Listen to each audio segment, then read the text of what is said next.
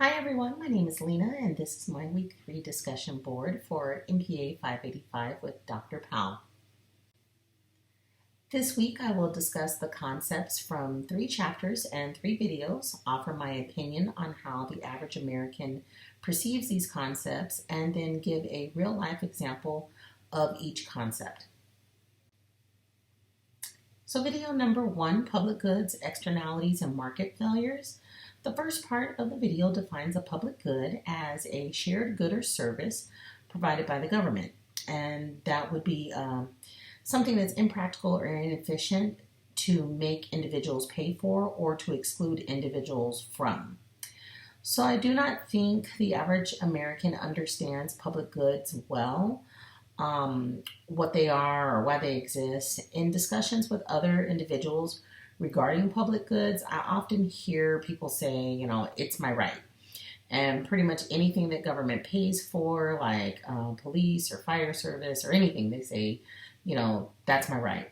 So then we need to consider other goods like, public parks.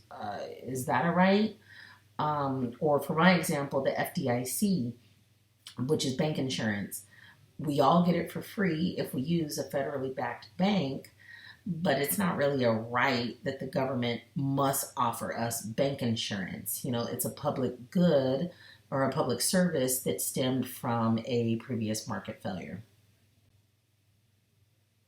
So the next video was the deficit and debt video.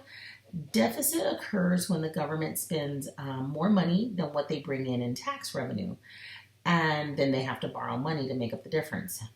Debt is the sum total of the deficit. The deficit's added up over, a number of years. So the video goes on to explain debt as it relates to the GDP, gross domestic products.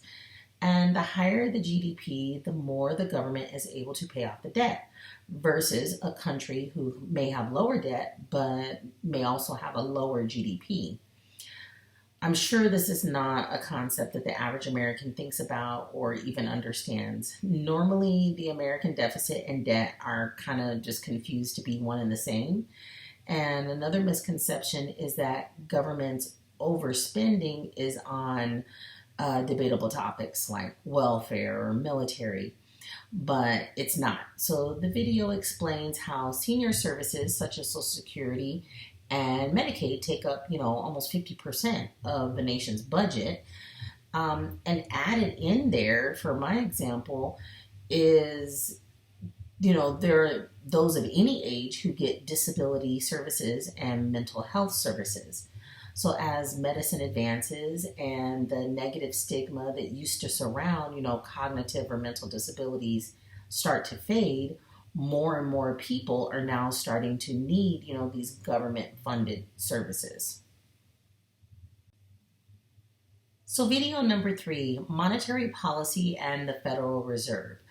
The Federal Reserve is America's central bank, and they monitor all of the nation's commercial banks.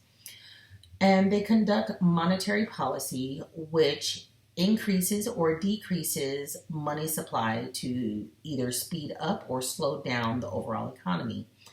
As consumers, we see this through things like the interest rate, when that fluctuates. So I feel the average American knows that, government wants to boost the economy. When they want to do that, they take steps for the interest rate to be lower, and they issue things like stimulus checks. I'm not really sure if they fully understand, though, all of the back ends of, expansionary monetary policy or contractionary monetary policy. A very current example is the continuous raise of the interest rate.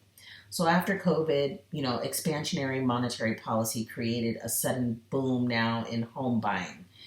And to avoid another, major recession like that we saw in 2008, the Fed has started pushing contractionary monetary policy to slow home buying by just, increasing the interest rate. And it's working because home buying has slowed. So chapter 6, externalities and their impacts on the environment. So an externality occurs when the production of a good or service has a positive or negative side effect that the organization, does not account for in its costs. And again, I do not think that the average American thinks about positive or negative externalities.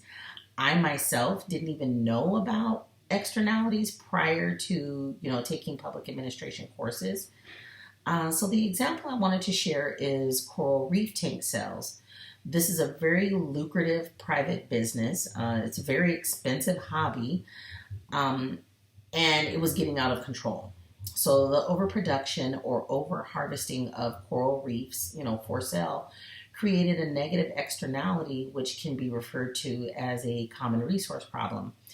And the organizations were removing coral reefs faster than they could grow, and it was disrupting and killing, just whole ecosystems in the process.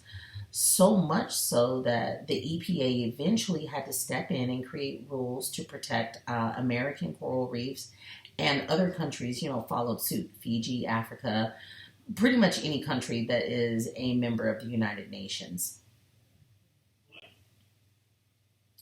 Chapter 7 really breaks down equity and efficiency. Equity is measured by looking at the overall measure of inequality in society, and efficiency is measured by simply summing up gains or losses for each individual. I feel most Americans understand the concept of equity and efficiency. I don't think they realize that there is a trade off between the two. The hope would be, for every decision to reach maximum equity and maximum efficiency, but that's just not feasible. I think one of the most debatable topics that have trade offs is taxes. I don't know anyone who is satisfied with the equity or efficiency of taxes. Many people, probably everyone, feel like they pay too much in taxes and that it's not equal. So lower taxpayers feel that higher taxpayers get too many breaks. Higher taxpayers may feel that they don't get enough breaks. At the end of the day, the cost of equity is outweighed by efficiency. The amount of taxes are determined more by what benefits and gains and losses will come from the dollars received and how much is needed to accomplish certain goals that have a social benefit, things like that.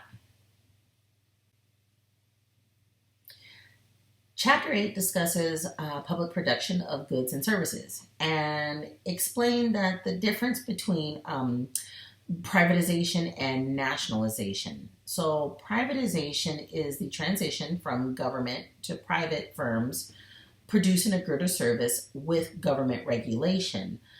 The regulations ensure that the private firms, don't exercise a monopoly of their power.